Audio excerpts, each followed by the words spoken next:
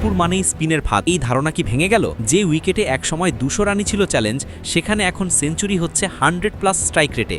বাংলাদেশ কি অবশেষে বদলে ফেলছে তাদের ক্রিকেট দর্শন? এটা কি শুধু এক সিরিজের পরিবর্তন, নাকি ভবিষ্যতের জন্য বড় এক কৌশলগত বিপ্লব? চলুন জেনে নেই বিস্তারিত।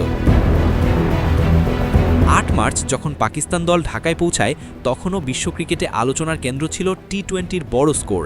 কিন্তু মিরপুরের শেরে বাংলা ন্যাশনাল ক্রিকেট স্টেডিয়াম নিয়ে তখনও ছিল পুরনো ধারণা, মন্থর উইকেট, স্পিনারদের আধিপত্য আর লো স্কোরিং ম্যাচ।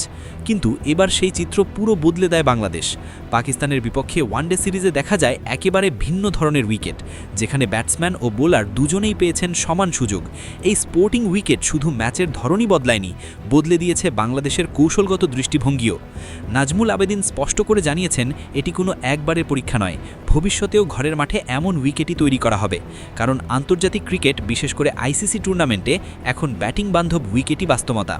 এই পরিবর্তনের প্রভাবও দেখা গেছে মাঠে।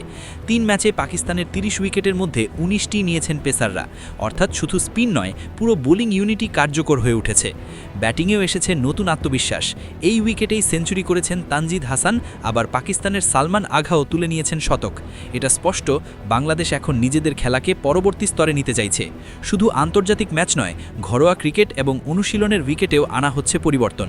লক্ষ্য একটাই, খেলোয়াড়দের এমন পরিবেশে অভ্যস্ত করা যেখানে স্কিলই হবে আসল পার্থক্য। গত বছরের খারাপ পারফরমেন্সের পর প্রশ্ন উঠেছিল অধিনায়ক মেহেদী হাসান মিরাজকে নিয়েও, তবে বোর্ড এখনও তার উপর আস্থা রাখছে এবং ভবিষ্যতের পরিকল্পনায় তাকেই এগিয়ে রাখতে চায়।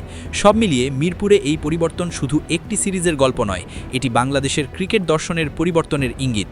প্রশ্ন এখন একটাই, এই সাহসী সিদ্ধান্ত কি বাংলাদেশকে বিশ্বমঞ্চে নতুন উচ্চতায় নিয়ে যাবে?